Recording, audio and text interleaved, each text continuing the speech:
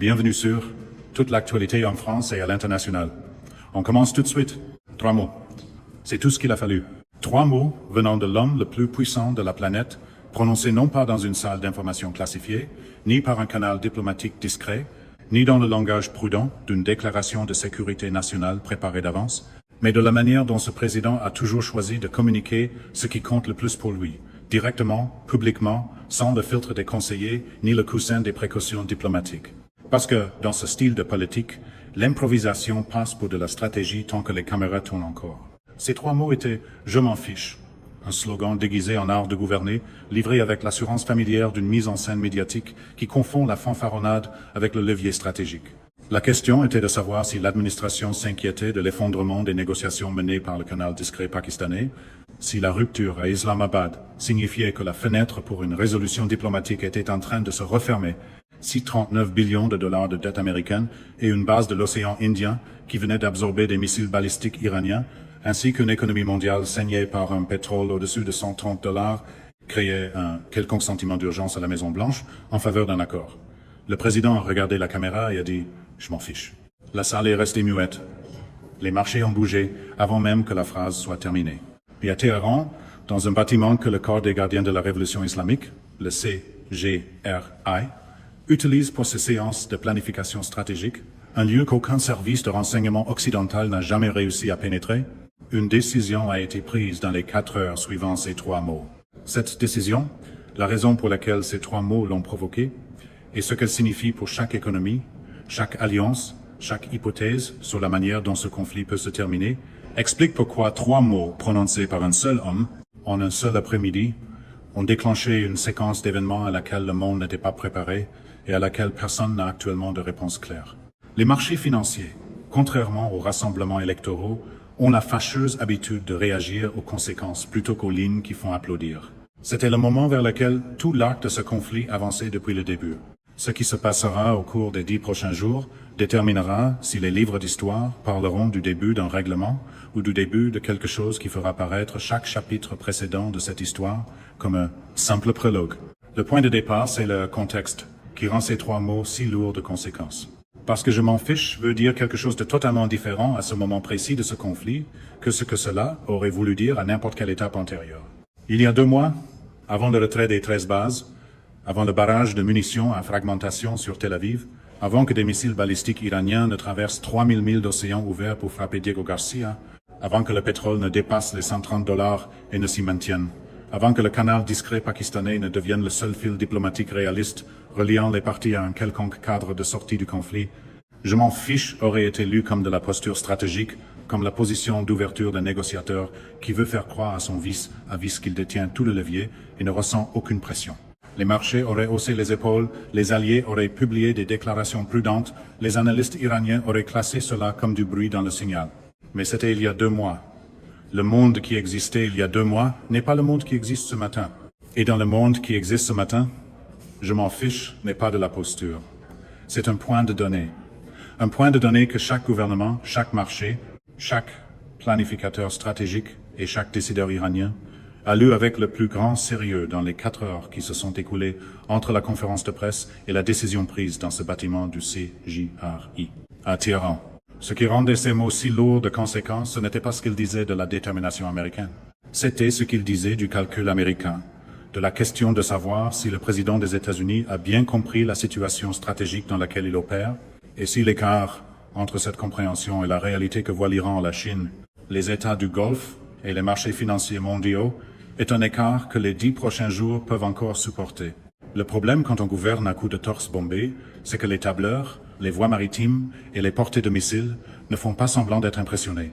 Ce que les marchés ont entendu dans ces 3 mots compte, parce que la réaction des marchés est l'évaluation la plus honnête et la plus immédiate de la réalité stratégique dans les heures qui suivent une déclaration qui modifie le paysage diplomatique.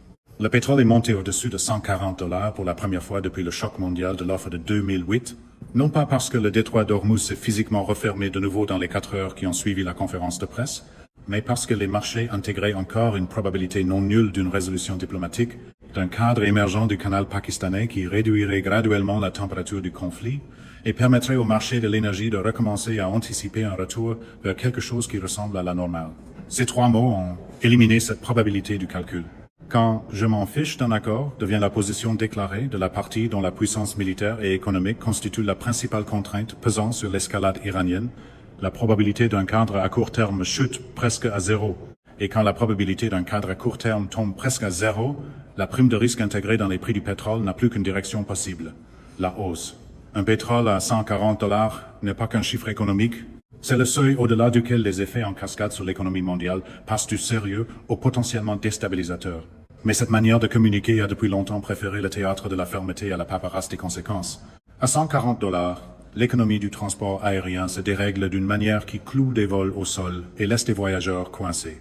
À $140, l'économie du camionnage et du transport maritime se dérègle d'une manière qui perturbe les chaînes d'approvisionnement et vide les rayons. À $140, l'inflation qui se répercute sur les budgets des ménages dans chaque économie importatrice de pétrole sur Terre n'est plus une taxe de fond sur la consommation. Elle devient une crise aiguë qui produit de l'instabilité politique plus vite que n'importe quelle banque centrale ne peut la contenir. 3 mots. Un pétrole à $140. 4 heures. Voilà à quelle vitesse l'écart entre la posture rhétorique d'un président et la réalité économique se referme quand le système tourne déjà à cette température. Ce que l'Iran a entendu dans ces 3 mots, c'est là que la plupart des analyses se trompent, parce qu'elles lisent la réponse iranienne à travers un cadre stratégique américain qui ne correspond pas à la manière dont les décideurs iraniens traitent réellement l'information. L'analyse occidentale classique dit que « je m'en fiche d'un accord » est une position forte, que cela communique de la détermination, que cela dit à l'Iran que l'Amérique n'est pas désespérée, que la campagne de pression est soutenable, que l'Iran finira par devoir revenir à la table aux conditions américaines parce que l'alternative, c'est la dégradation militaire et économique continue. Cette analyse serait correcte dans un environnement de négociation conventionnelle entre des acteurs étatiques conventionnels opérant à l'intérieur d'un cadre partagé de calcul rationnel coût-bénéfice. L'Iran n'est pas cet acteur. La doctrine stratégique iranienne, façonnée au fil de 45 années d'expérience révolutionnaire, a été explicitement conçue autour de l'acceptation du coût comme démonstration d'engagement. La volonté d'absorber des dommages pour maintenir une posture de résistance dans des conditions qu'un État conventionnel définirait comme exigeant une capitulation n'est pas un mode d'échec de la stratégie iranienne. C'est une caractéristique. C'est le cœur de la posture de dissuasion qui donne à l'Iran sa crédibilité régionale et sa légitimité politique intérieure. Un président américain qui dit « je m'en fiche d'un accord » ne communique pas de la force à Téhéran. Il communique que la contrainte, que la voie diplomatique imposée à l'escalade iranienne a été retirée. Et dans le bâtiment du CJRI, à Téhéran, 4 heures après ces 3 mots, cette communication a produit une décision. Ce qui a été vendu à Washington comme un signal de fermeté peut ressembler, vu de l'autre côté, à une enseigne clignotante qui annonce que l'escalade est officiellement ouverte. Les signaux ont commencé à s'assembler en temps réel et ils racontaient une histoire plus alarmante que n'importe quelle déclaration officielle de n'importe quel gouvernement impliqué dans ce conflit n'était prêt à reconnaître. Le premier signal est venu d'Ormuz. Les données de transit que l'industrie maritime utilise pour suivre les mouvements des pétroliers dans le détroit ont montré un changement de configuration dans les heures qui ont suivi la conférence de presse, distincte de la campagne de pression contrôlée qui caractérisait le comportement iranien pendant la période où le canal pakistanais était nominalement actif. Il ne s'agissait pas d'une restriction calibrée. Il s'agissait d'un resserrement délibéré, appliqué plus vite et plus complètement que tout ce qui s'était produit depuis le début du conflit. Pas une fermeture complète, mais un mouvement vers une fermeture, à un rythme qui suggérait que la décision de retirer la contrainte implicite de la diplomatie en cours avait été prise au plus haut niveau de la prise de décision iranienne et transmise aux forces maritimes chargées de l'appliquer. Dans les heures suivant la conférence de presse, le deuxième signal est venu d'Irak. Le rythme des attaques des milices contre les positions américaines restantes dans le pays, des positions qui étaient en cours de transfert dans le cadre du retrait des 13 bases, a brusquement augmenté dans les heures suivant la conférence de presse. Ce n'étaient pas les attaques calibrées, maintenues sous le seuil d'une réponse militaire américaine totale, qui avaient caractérisé le comportement des proxys iraniens tout au long du conflit. C'étaient des attaques plus difficiles à qualifier de calibrées, qui testaient la frontière entre le gérable et l'escalatoire, d'une manière suggérant que l'instruction venue de Téhéran au réseau de proxy avait changé. Le troisième signal est venu des marchés financiers de Téhéran. Le rial iranien, qui montrait des signes marginaux de stabilisation pendant la période où la voie diplomatique demeurait nominalement active, a effacé ses gains dans les heures suivant la conférence de presse. Non pas parce que « je m'en fiche » affecte directement les marchés de change iraniens, mais parce que le système financier iranien, comme tous les autres systèmes financiers, lit le même signal que tous les autres marchés. La fenêtre diplomatique s'est refermée. La voie de l'escalade est ouverte. Et le coût de cette voie retombera sur l'économie intérieure iranienne, d'une manière que le gouvernement iranien devra désormais gérer sans la possibilité d'un soulagement offert par un cadre négocié. Il y a aussi la dimension des 39 billions de dollars de « je m'en fiche ». La contrainte budgétaire qui pèse sur les options américaines n'est pas un élément secondaire dans cette histoire. C'est la variable structurelle la plus importante, qui façonne tout ce qui va suivre. Quand le président dit « je m'en fiche d'un accord », ce qu'il dit en pratique, c'est que l'Amérique est prête à soutenir le rythme opérationnel actuel de son engagement militaire dans la région aussi longtemps que la campagne de pression l'exigera, que le coût des opérations continues est acceptable, que le fardeau économique et budgétaire d'un conflit prolongé sans résolution diplomatique demeure à l'intérieur des limites de ce que la capacité stratégique américaine peut supporter. C'est le grand classique. Proclamer une endurance illimitée d'abord, vérifier le bilan comptable ensuite. Et cette affirmation est soit vraie, soit fausse. La réponse ne se trouve pas dans la salle de presse de la Maison-Blanche. Elle se trouve dans le marché des bons du Trésor, dans le rendement des obligations américaines à 10 ans, dans l'indice du dollar, dans la demande des détenteurs étrangers pour des obligations qui financent l'écart entre ce que l'Amérique dépense et ce qu'elle encaisse.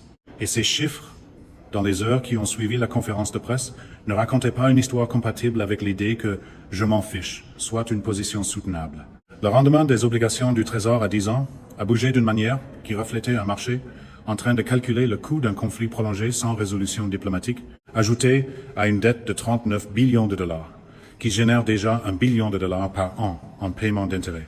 Quand le coût budgétaire d'opérations militaires soutenues vient s'ajouter à cette base, les chiffres se composent d'une manière qui n'offre aucune issue agréable. Davantage d'emprunts, des rendements plus élevés nécessaires pour attirer des acheteurs à plus grand volume, des rendements plus élevés qui alimentent à leur tour des paiements d'intérêts plus élevés, et des paiements d'intérêts plus élevés qui exigent encore plus d'emprunts.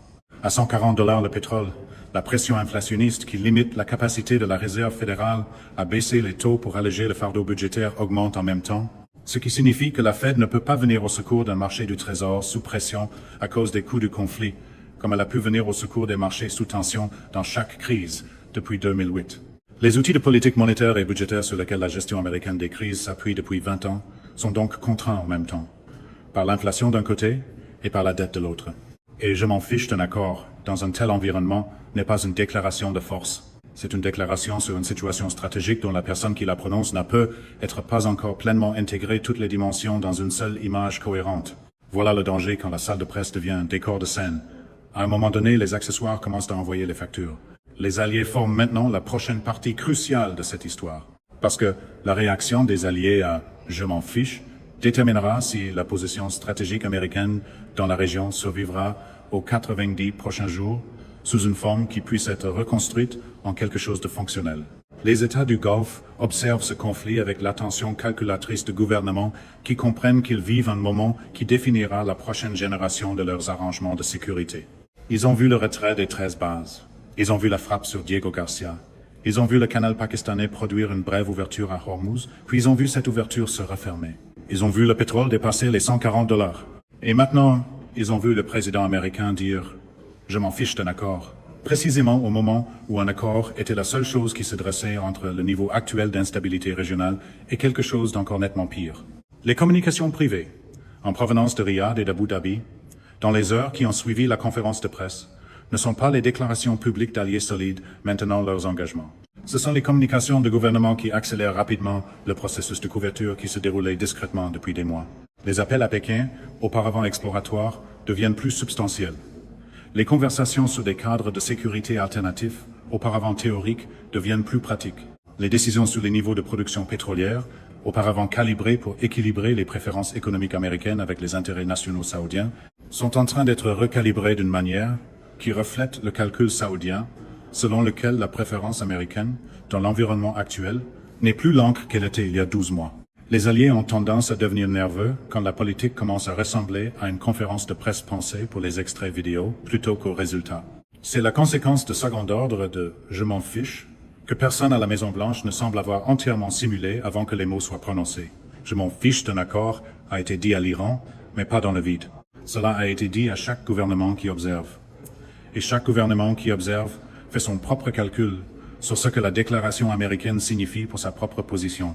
Les États du Golfe ont entendu « je m'en fiche » et ont mis à jour leurs calculs sur le coût d'un alignement continu avec les positions américaines dans un conflit qui ne montre aucun signe de résolution et qui inflige des dommages. économiques à leurs propres économies à travers une volatilité pétrolière qui agit dans plusieurs directions à la fois. Ils ont besoin de prix du pétrole élevés pour leurs revenus. Ils ont aussi besoin d'un environnement régional stable pour les programmes de diversification économique dont dépend la soutenabilité budgétaire de long terme. Un conflit prolongé sans cadre diplomatique menace les deux en même temps. Et je m'en fiche d'un accord revient, pour un président américain, à leur dire que leur préférence pour une solution diplomatique qui stabilise leur voisinage n'entre pas dans son calcul. Ce n'est pas un message qui renforce une alliance, c'est un message qui accélère la couverture qui était déjà en cours. Le Japon et la Corée du Sud ont entendu autre chose dans ces trois mots, et c'est tout aussi alarmant du point de vue stratégique américain. Le Japon et la Corée du Sud sont les deux plus grands alliés des États-Unis par traité en Asie. Ils dépendent tous deux fortement du pétrole du Golfe Persique, qui transite par les routes maritimes de l'océan Indien, dont Diego Garcia constitue un point d'ancrage. Ils observent tous deux la situation à Taïwan avec une attention qui donne à chaque développement au Moyen-Orient une portée stratégique, dépassant son contexte géographique immédiat.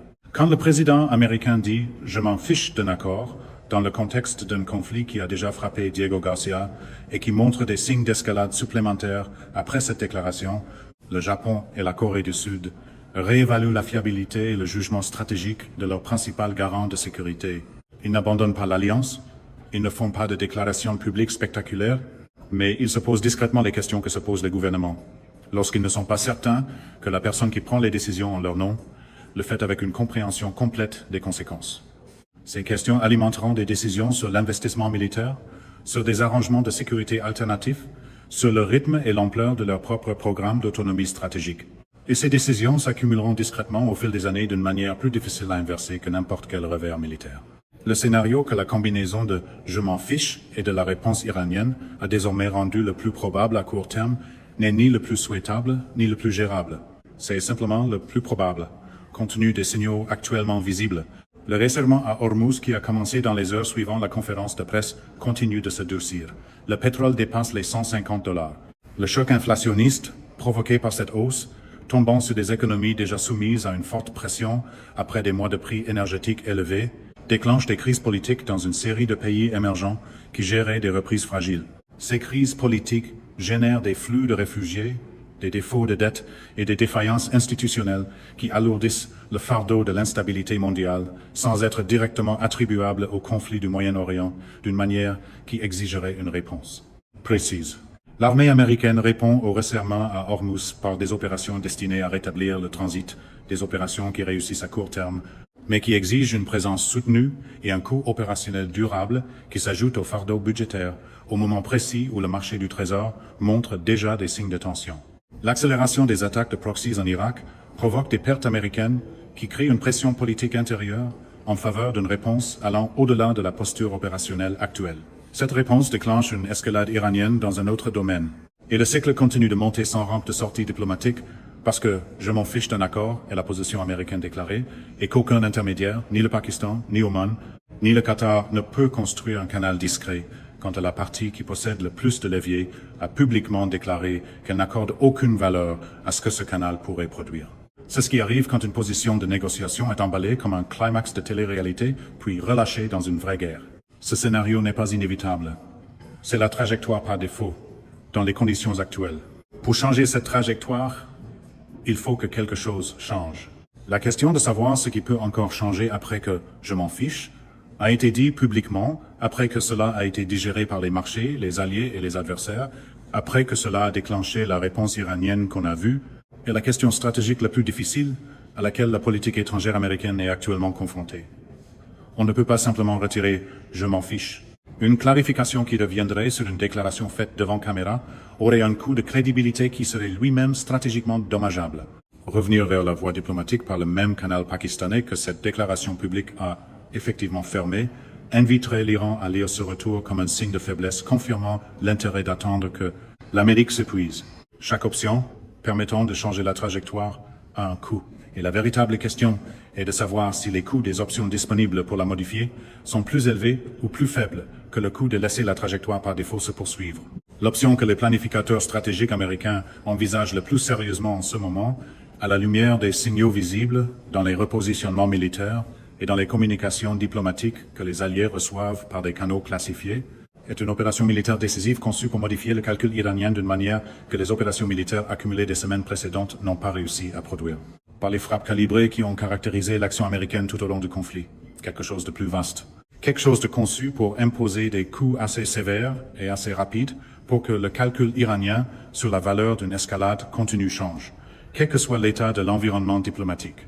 La logique est que « je m'en fiche d'un accord » n'était pas une erreur. C'était un signal délibéré, selon lequel la voie militaire est préférée à la voie diplomatique, parce que la voie militaire, si elle est menée avec suffisamment de force et de rapidité, peut produire un résultat plus durable que n'importe quel cadre négocié, laissant intactes les capacités iraniennes et les intentions iraniennes. C'est aussi ainsi que le scénario du chef autoritaire se vend toujours. La diplomatie est moquée comme une faiblesse jusqu'au moment où la facture arrive. Le problème avec cette logique, c'est qu'elle a été celle de chaque escalade militaire américaine dans ce conflit. Et chaque fois que l'escalade a produit des résultats qui ont dégradé les capacités iraniennes, la réponse des parties du système iranien les plus engagés dans la posture de résistance a été de trouver le levier suivant, la capacité suivante, le domaine suivant, où l'Iran pourrait démontrer que cette dégradation n'avait pas produit l'effet stratégique attendu par les planificateurs américains. Les pertes navales n'ont pas stoppé le programme de missiles balistiques. Les pertes dans le commandement du CGRI n'ont pas arrêté la campagne d'attaque par proxy. La pression économique n'a pas mis fin au resserrement d'Ormuz. La frappe sur Diego Garcia a démontré que 3000 milles d'océan ouvert ne suffisaient pas à neutraliser la portée balistique. Le schéma est constant. Et ce schéma dit qu'une opération militaire plus vaste produira des réponses iraniennes plus vastes dans des domaines et par des capacités que l'opération plus vaste n'était pas conçue pour traiter, parce que la doctrine stratégique iranienne intègre explicitement l'acceptation de dommages significatifs comme prix à payer pour maintenir la posture de résistance. Et cette posture de résistance n'a pas de solution militaire disponible à l'intérieur des contraintes budgétaires et politiques dans lesquelles la stratégie américaine doit opérer. Le point inconfortable, c'est que la seule chose qui puisse mettre fin à ce conflit, dans des conditions qui n'impliquent ni la capitulation iranienne, ce que les mois précédents d'actions militaires ont démontré comme irréalisable, ni l'effondrement budgétaire américain, que la dette de 39 billions de dollars rend possible si le conflit continue indéfiniment à son coût actuel, c'est un accord. Conclusion gênante. Surtout pour un écosystème politique qui traite tout compromis comme une trahison jusqu'au moment où il en a besoin de toute urgence. Un accord qui ne serait parfait pour personne. Un accord que l'Iran pourrait présenter comme une démonstration de réussite stratégique et que l'Amérique pourrait présenter comme le produit d'une pression maximale. Un accord qui répondrait à suffisamment de préoccupations sécuritaires légitimes de toutes les parties pour tenir assez longtemps et permettre à la compétition sous-jacente de se poursuivre par des moyens moins destructeurs, économiquement et stratégiquement que la trajectoire actuelle. Un accord qui donnerait à l'économie mondiale l'espace nécessaire pour éviter les défauts en cascade et les crises politiques comme pétrole à 150 $ et une perturbation durable des chaînes d'approvisionnement, provoqueront dans les économies émergentes les plus vulnérables au choc actuel. Cet accord était théoriquement atteignable par le canal pakistanais avant « je m'en fiche ». Il est plus difficile à obtenir après. Il n'est pas impossible. Mais reconstruire l'architecture diplomatique que ces trois mots ont endommagée exige un pivot stratégique difficile à exécuter sans coût politique intérieur, ce qui crée son propre ensemble de problèmes pour un président qui a bâti sa position actuelle sur la projection d'une force maximale. Ce pivot pourrait venir d'un intermédiaire offrant assez de couverture politique pour faire paraître un retour vers une voie diplomatique comme autre chose qu'un recul. Il pourrait venir d'un développement militaire modifiant suffisamment le calcul coût-bénéfice pour justifier un ajustement stratégique sans que cet ajustement ressemble à une capitulation. Il pourrait venir d'un signal économique, d'un mouvement sur le marché du trésor ou de l'indice du dollar ou d'une décision de détenteurs étrangers de dette américaine assez sévère pour rendre indéniable la contrainte budgétaire pesant sur la poursuite du conflit, d'une manière qui fournirait une justification politique à un changement de cap. Le rendement du Trésor au cours des prochaines 72 heures est l'indicateur le plus fiable pour savoir si la contrainte budgétaire passe de l'arrière-plan au premier plan dans la prise de décision américaine. Quand les rendements du Trésor évoluent d'une manière suggérant que la demande étrangère pour la dette américaine s'affaiblit, le coût de « je m'en fiche » devient visible en chiffres que même la posture rhétorique la plus assurée ne peut ignorer. Les marchés obligataires ne sont pas particulièrement sensibles aux formules macho. Les décisions des États du Golfe sur la production pétrolière comptent aussi. Si Riyad et Abu Dhabi commencent à faire des choix de production qui divergent des préférences américaines d'une manière qui accentue la pression sur les prix du pétrole au lieu de la soulager, cela signale que l'architecture d'alliance dont dépend la stratégie américaine au Moyen-Orient s'effrite plus vite que ne le suggèrent les positions publiques de ces gouvernements. Le Pakistan compte aussi. Islamabad a tout intérêt à reconstruire le cadre diplomatique qui lui a offert son plus grand moment de visibilité internationale depuis une génération.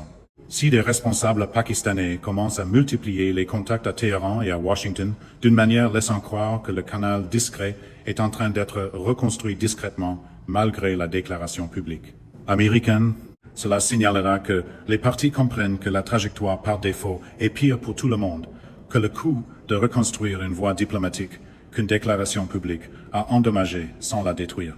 Et Téhéran demeure central. Ce que le guide suprême décidera de faire avec l'autorité d'escalade, que je m'en fiche, lui a de faire remise compte davantage que tout le reste. La décision iranienne prise dans les 4 heures suivant la conférence de presse n'était pas la décision iranienne finale. C'était le premier mouvement d'une séquence de réponses dont les mouvements suivants sont déterminés en temps réel par le même calcul qui guide la stratégie iranienne depuis 45 ans. Quelle action, à quel moment, à quel coût, produit l'effet stratégique maximal par rapport aux contraintes démontrées de l'adversaire? Je m'en fiche à dire à l'Iran que la contrainte diplomatique sur l'escalade avait été retirée par l'adversaire lui-même. Le resserrement à Hormuz montre ce que l'Iran a choisi de faire en premier avec cette information. Ce qu'il choisira de faire, en second, dépendra de la manière dont ce premier mouvement portera. Si le resserrement à Hormuz produit la pression économique et politique que l'Iran s'attend à produire, le deuxième mouvement se fera dans un autre domaine. Un domaine qui démontrera une capacité que la planification américaine n'avait pas pleinement intégrée.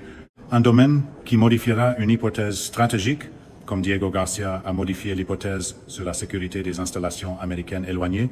Un domaine conçu pour faire de « je m'en fiche » d'un accord. Les 3 mots les plus coûteux prononcés par un président depuis le début de l'ère moderne de l'engagement américain au Moyen-Orient.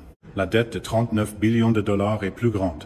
La doctrine stratégique iranienne, construite sur 45 années d'expérience révolutionnaire, est plus grande. Les calculs changeants des États du Golfe, des alliés asiatiques et des marchés financiers mondiaux qui évaluent le risque de tout ce qui va suivre sont plus grands.